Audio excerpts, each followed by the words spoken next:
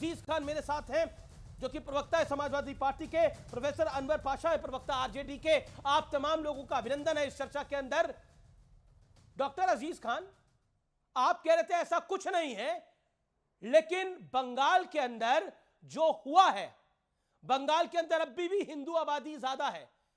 खेल स्पष्ट हो गया है। लालू यादव कह रहे थे मुस्लिम आरक्षण तो होना चाहिए, पूरे का पूरा होना चाहिए। मैंने प्रधानमंत्री मोदी से सवाल भी पूछा अपने साक्षात्कार में, आप कह रहे थे कुछ भी नहीं है ऐसा, लेकिन ये कलकत्ता हाईकोर्ट ने तो पता लगा दिया क्या है पूरा मामला।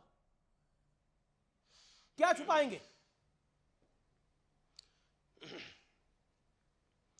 देखिए अमीर जी, मैं कहना चाह रहा हूं कि सत्ता को हासिल करने के लिए बीजेपी के लोग और बीजेपी के नेता आज किस हद तक जाएंगे।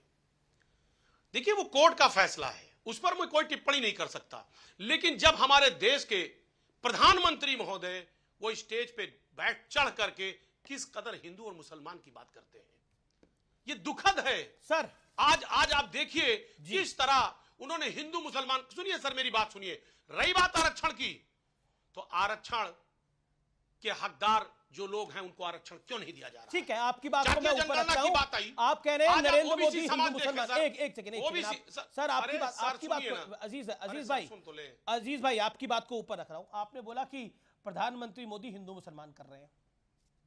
ममता सरकार से पहले ओबीसी की सूची में जातियां 108 थी और जोड़ी गई नई जातियां 71 थी, और 71 में हिंदू जातियां सिर्फ 6 जुड़ी और मुस्लिम जातियां 65 जुड़ गई, और कुल मिलाकर आज की तारीख के अंदर 179 जातियों को जो पिछड़ा वर्ग में शामिल किया गया है, उसमें 118 जातियां मुसलमानों की हैं और हिंदुओं की जातियां 61 है।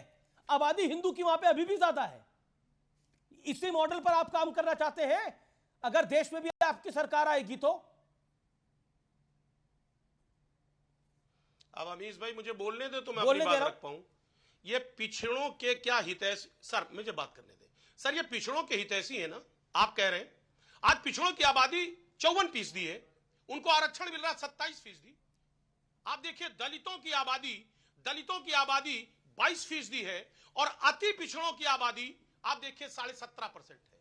सवाल इस बात का है कि जो उनका हक मिलना चाहिए वो नहीं मिल रहा है। तो वही तो हक खाया आपने पश्चिम बंगाल के अंदर। लंबी बातें उन्हीं लोगों का हक खाकर आपने वही हक मुसलमान की जातियों को दिया, और हाई कोर्ट ने स्ट्राइक डाउन करा इस फैसले को। सर तमाम यूनिवर्सिटीज में आज अपॉइंटमेंट्स हो रहे हैं, दलितों का हक मारा जा रहा है, पिछड़ों का हक मारा जा रहा है, उनके अपॉइंटमेंट्स नहीं हो रहे। लेकिन बीजेपी बड़े बड़े नारे लगा रही है। हकीकत यह है कि यह पिछड़ा विरोधी है, क्योंकि आज आप देखिए तमाम अपॉइंटमेंट पे 69,000 शिक्षकों की भर्ती हुई, केवल 4% उनको आरक्षण मिला। कौन किसका पक्षधर है ये हाईकोर्ट के फैसले में? 23% आरक्षण बीजेपी ने खा लिया। ओके, मेरे साथ डॉक्टर सुधांशु त्रिवेदी हैं। डॉक्टर सुधांशु त्रिवेदी, थोड़ा लोडेड क्वेश्चन है। क्वेश्चन ये है कि अगर केंद्र सरकार की नाक के नीचे एक राज्य सरकार ये पूरा खेल करती रही, तो शांति से ये मामला दबा क्यों रहा अभी तक? अमीर जी, आपने बहुत वाजिब सवाल पूछा है। वास्तविकता जानते क्या थी? मोदी जी की सरकार आने से पहले पिछड़ा वर्ग आयोग को संवैधानिक दर्जा नहीं प्राप्त था। हमने आकर उसको संवैधानिक दर्जा प्राप्त करवाया है, तब उसके पास वो संवैधानिक ताकत आई कि वो राज्यों से पूछ सके और उसके ऊपर टिप्पणी कर सके। और इस खेल को मैं और बता देना चाहता हूं। जब पिछड़ा वर्ग आयोग ने पूछा कि 71 में 65 जातियां मुसलमानों की कैसे हो गई, तो जानते हैं पश्चिम बंगाल सरकार का क्या जवाब था? उनका जवाब यह था कि ये कन्वर्जन होने से पहले इन जातियों के थे और इन जातियों को हिंदू होने मिलता था, इसलिए इन्हें दिया जा रहा है। तो अगला सवाल पिछड़ा वर्ग आयोग ने किया कि इतनी भारी मात्रा में कन्वर्जन कैसे हो गया, तो वो चुप्पी साध गए। और पिछड़े वर्ग आयोग ने एक और टिप्पणी की है, इसमें इन्होंने बंगाल में बहुत सी ऐसी जातियों को दिया है जो बांग्लादेश में पाई जाती हैं मूलतः।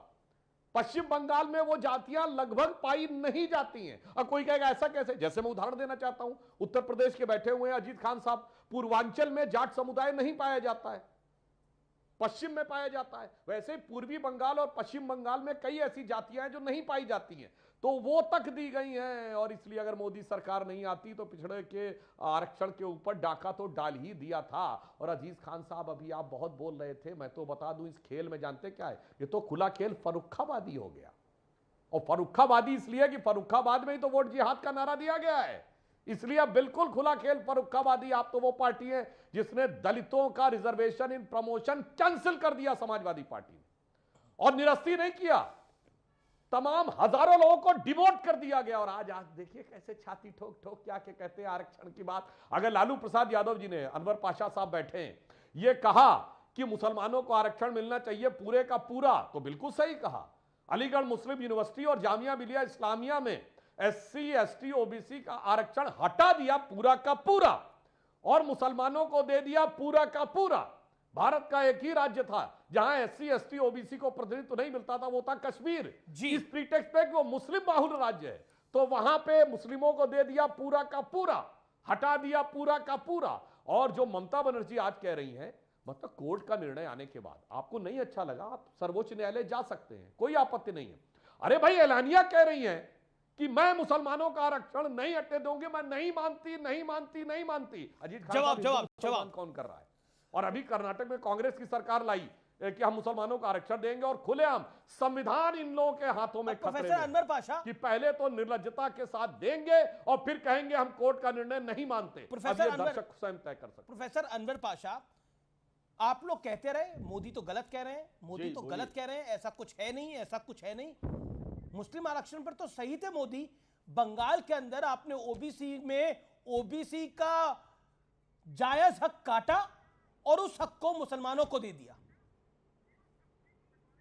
मतलब आबादी उधर भी हिंदुओं की ज्यादा है, लेकिन जातियां मुसलमानों की ज्यादा है जोड़ी गई जातियों के अंदर, और हाईकोर्ट को स्ट्राइक डाउन करना पड़ा ये पूरा मामला। और अब इंडिया अलायंस की मुख्यमंत्री वहां पर कह रही है मैं मानूंगी नहीं हाईकोर्ट के फैसले को। क्यों जी?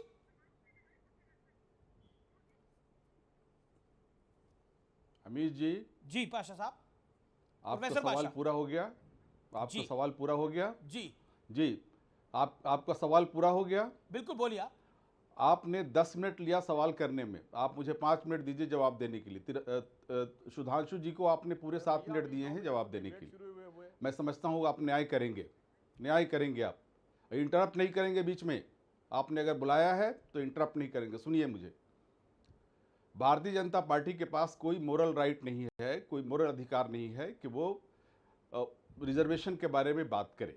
वो शुरू से रिजर्वेशन के खिलाफ रही है, आरएसएस के चीफ रिजर्वेशन के खिलाफ रहे हैं, समीक्षा की बात करते हैं, कहीं पे निगाहें कहीं पे निशाना की पॉलिसी है भारतीय जनता पार्टी की। मुसलमानों के बहाने रिजर्वेशन को निशाने पर ले रहे हैं प्रधानमंत्री जी और भाजपा के लोग।